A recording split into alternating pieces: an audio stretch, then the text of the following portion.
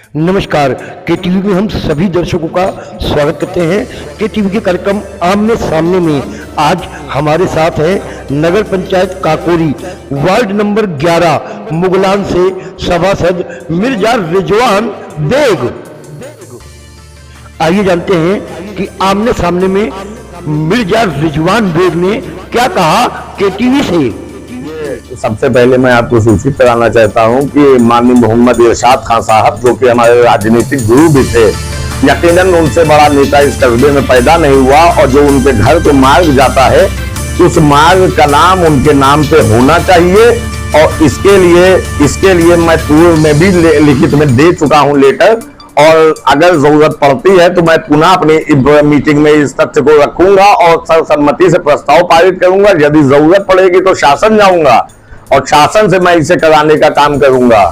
पूरा प्रयास रहेगा इस बात का, वो और उनके प्रति ये सच्ची श्रद्धांजलि होगी। वो हमारे आदर्श थे और पूरी नगर पंचायत के लिए आदर्श थे। उन्हीं ने जो नगर पंचायत के लिए कार्य किए हैं, जो नगर पंचायत के लोगों का जो हित उनसे जुड़ा रहा है, उनके लिए मैं सदैव आभारी हूं। ऐसा था कि नगर पंचायत में जब हम लोग चुन के अध्यक्ष और सदस्य पूरा बोर्ड आया था, तो बोर्ड की पहली बैठक में ही हम लोगों के द्वारा ये चर्चा की गई कि नगर पंचायत में सबसे अधिक समस्या क्या है। तो पेयजल की समस्या सभी का एक समान वो आया कि पेयजल की समस्या, उस संबंध में हम लोग काफी प्रयास कर रहे थे। और 15वें वित्त का जब पैसा आया तो हम लोगों ने उस वित्त के जरिए वाटर कूलर लगाने का कार्य किया है, और उसके अलावा सोलर वाटर कूलर भी आने हैं और लगने हैं और कुछ जगह इंस्टॉल हो चुके हैं।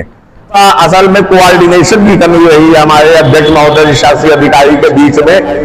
कौशिक जी, आपके चैनल के माध्यम से मैं बताना चाहता हूं कि हमारे वार्ड में सबसे ज्यादा प्रकाश की व्यवस्था जो थी, लाइटिंग व्यवस्था, वो चौपट पड़ी हुई थी।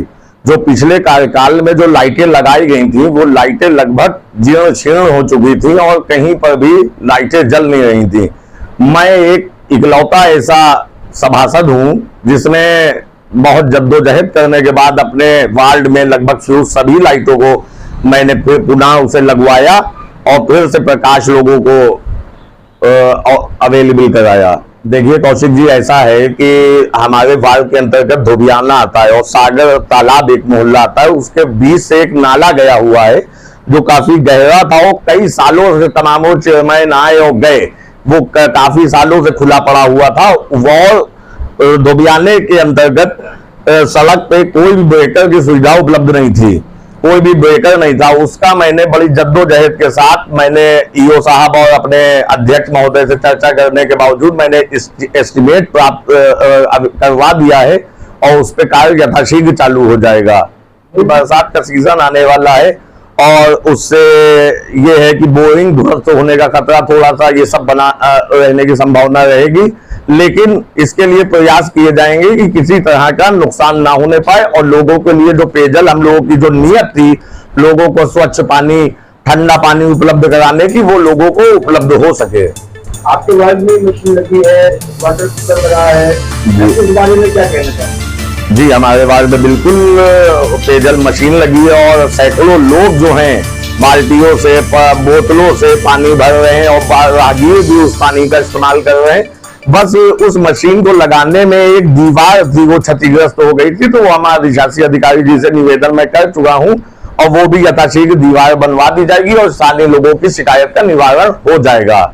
नहीं, हमारे वार्ड में बहुत समस्याएं हैं, जैसे बहुत से रोडों का नहीं, आज की तिथि तक वली नगर, जिस वार्ड से मैं हमारे वार्ड के अंदर जो आता है, उसमें 3 से 4 सड़कें रह गई हैं बनने को। तो हम आप प्रथम उद्देश्य रहेगा वहां सड़कों का निर्माण कराया जाए।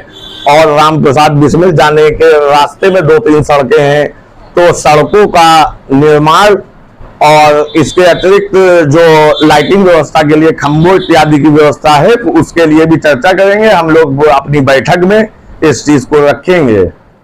एक्चुअल में कौशिक जी देखिए, जो प्राथमिक जो समस्याएं हैं वो पानी, सड़क और बिजली के खंभे जो नगर पंचायत के द्वारा उपलब्ध कराए जाते हैं, लाइटिंग व्यवस्था, यही प्रमुख समस्याएं हैं। और चूंकि प्रधानमंत्री की जी की योजना हर घर नल के तहत भी अब पाइपलाइन डालने का काम चल रहा है, तो इस तरीके से भी पेयजल की समस्या का निपटारा होगा। जैसे वार्ड में अभी भी बहुत से ऐसे लोग हैं जो अपने घरों के बाहर कूड़ा रख देते हैं और हमारे सफाई कर्मी प्रतिदिन जाके वो कूड़ा लेते हैं। चूंकि घरों के बाहर होने की वजह से कुत्ते जानवर उन कूड़े को वितरित कर देते हैं, फैला देते हैं, जिससे थोड़ा सा गंदगी रहती है। तो उनसे निवेदन है कि घरों के अंदर कूड़ा रखें और जिससे सफाई व्यवस्था हो, प्रधानमंत्री जी का स्वच्छ भारत मिशन सफल हो। हम अपने कार्यक्रम आमने सामने में नगर पंचायत काकोरी के सभी 13 वार्डों के सभासदों से आपको कराएंगे रूबरू। खबरों से अपडेट रहने के लिए देखते रहिए KTV।